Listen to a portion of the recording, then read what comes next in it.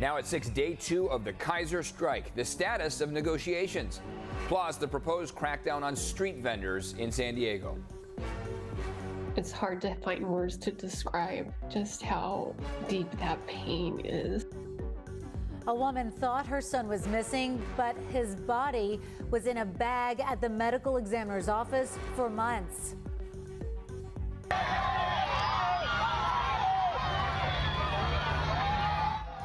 Check out this scene. Migrants just caught on camera rushing the border. Good morning. We have made it to the hottest day of the week. We are expecting temperatures in the 80s along the coast, 90s further inland. It is Thursday, October 5th, and you're up with CBS 8.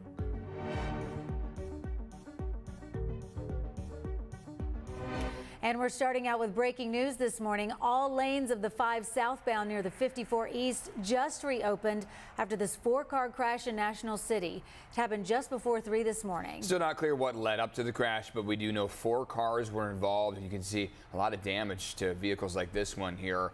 Not clear how serious any of the injuries are. A SIG alert was issued, but again, all lanes have now reopened. Tens of thousands of Kaiser Permanente employees across the country, including here in San Diego, set to walk off the job for a second day in a row here. Thanks for being here at 6 a.m. I'm Eric Connors. And I'm Anna Laurel in for Neda Iranpour. Kaiser says negotiators are making progress, but union reps aren't echoing that optimism. CBS 8's Regina Ureta is live outside the Kaiser Hospital on Zion Avenue with the very latest. As of this morning, they're already back out there with you, Regina. Yeah, that's right, Anna. It's day 2, and you can already see people here gathering at this area like they were yesterday. So at 6 a.m., right at the dot, all of these workers are ready to strike for day 2. And we have been noticing them get ready. And so this is what they're doing. They're signing up, and that's because workers and executives haven't been able to strike a deal. So as of right now, Kaiser Permanente says while they have not reached a contract settlement, they have been able to reach a number of tentative agreements in bargaining. That includes a minimum wage offer of $23 an hour for Kaiser employees in California. The union had requested $25. On the same day that the coalition strikes began, Kaiser says that they've met their goal of hiring 10,000 new coalition employees by the end of the year. However, workers are still waiting for a meaningful response from Kaiser executives, and that includes safe staffing, outsourcing protections for healthcare workers, and fair wages to reduce turnover. So strikers here have been vocal about the issues, and they will be once again. But take a listen to what they said yesterday. We don't have the staff that's necessary to care for our patients, to care for them in a timely fashion, and to give them the quality of care that they deserve. Yeah, and so as you're seeing right now, so the workers are arriving at this time, and they're ready to hit the picket lines once again. So we'll try to talk to some of these workers, and we'll give you the latest starting here. But I'll send things back to you, Anna and Eric. All right, Regina, thank you for that. This morning, 7 San Diego State University fraternities are under investigation and are facing suspensions because of reports of misconduct. The fraternities are not allowed to have any activities and events during this investigation. So this is a list of the fraternities being investigated by the university here. You see it. The university is saying that during this time, they're going to be addressing behavioral concerns within campus student organizations while this investigation continues. Later today, city officials will come together to discuss a proposal that would crack down on sidewalk vendors. The plan would impact so-called cart vendors in the Gaslamp Quarter, Little Italy, the East Village, and the area around Petco Park. CBS 8's Chris Groh joins us live in studio with all the details on this. Chris? Yeah, and this one has generated a lot of conversation, especially when the initial regulations went into place. And so this is actually meant to target those vendors that are still operating outside the current framework or even going rogue, so to speak. So what this does is that it gives enforcement of the rules that are already on the book some sharper teeth. Police and park rangers would gain the ability to impound vendors and their carts immediately. That would be allowed if they are breaking the city regulations or blocking sidewalks, or they're considered unsanitary. This change, if approved, would eliminate warnings for first offenses and go straight to fines and impounding. The other thing this proposed change aims to crack down on is the free speech defense that some vendors have used to get around these rules. They'll oftentimes sell goods like shirts or signs, things like that, jewelry, and instead of charging, they would say it's free, but hey, leave a tip or donation.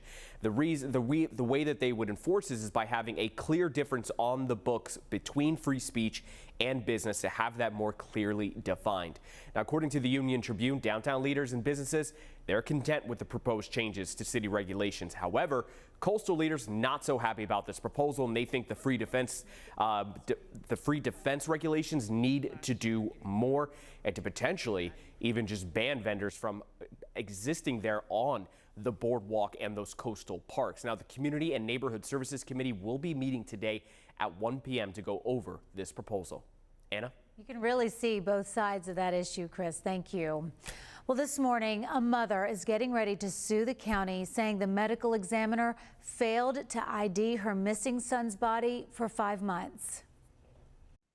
It really just broke my heart that I couldn't even see my son one last time.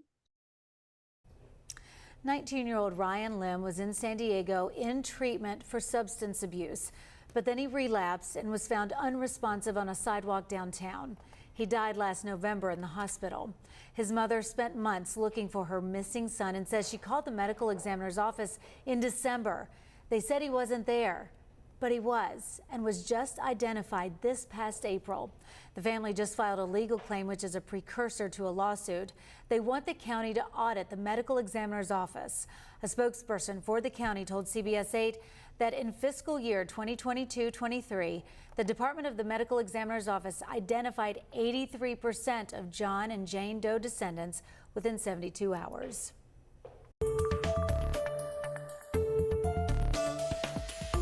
Imagine any other physical health ailment and we didn't have enough medicine to address it. San Diego's Economic Development Committee just voted unanimously to declare a crisis over the shortage of behavioral health beds. The full city council will be voting on this by the end of the year. Since 2017, the city says it has lost nearly 3,000 behavioral health beds. Declaring a crisis opens doors for more money from the state and federal government. Homeless advocates say this is only one piece of the puzzle. You can provide somebody substance use or mental health services, but at the end of the day, there's not an affordable place for them to live. They're still on the street and they're still homeless. He says housing and services must work together to get people off the streets. Today, the city of Chula Vista is holding a workshop to address the growing number of people experiencing homelessness in the city. Mayor John McCann says homelessness in Chula Vista is up by 54% this year.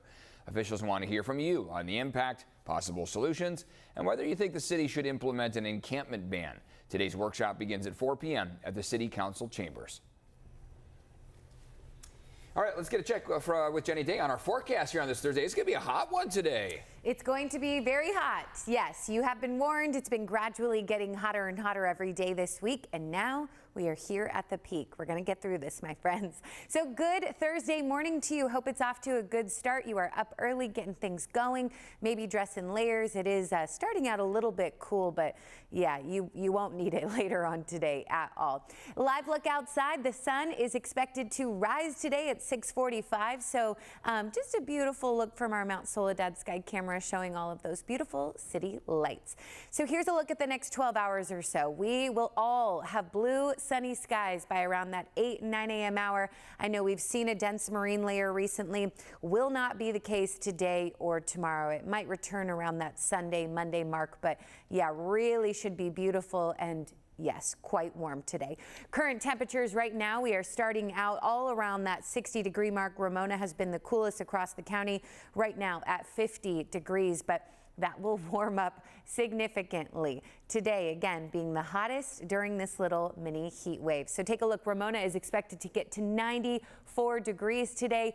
A lot of us in the inland valleys will also get close to 90, even 100 degrees in Borrego Springs, and then 80s along the coast. So I know we've seen this before in October, but definitely will be the case today. Here's a look at the next week or so. We'll continue to climb today. Tomorrow will still be warm. it'll definitely be a hot weekend as well, but cooler than we're seeing today. We're talking about 5 to 10 degrees above average. And then just a quick peek at next week, we're expected to kind of go back up as well.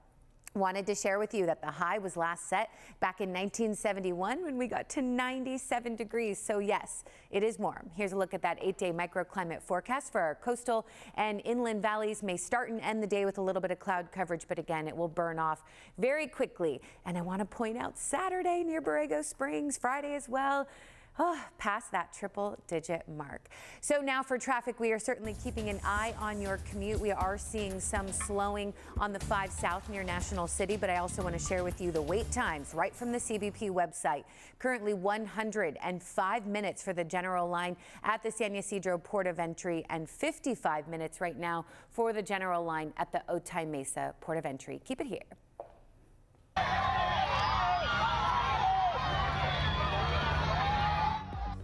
Still ahead, the lie that Border Patrol says is leading to migrants rushing the border. Plus, caught on camera, how this person ended up on the hood of an SUV for miles. And look at this, why officials are telling people not to worry about this house fire.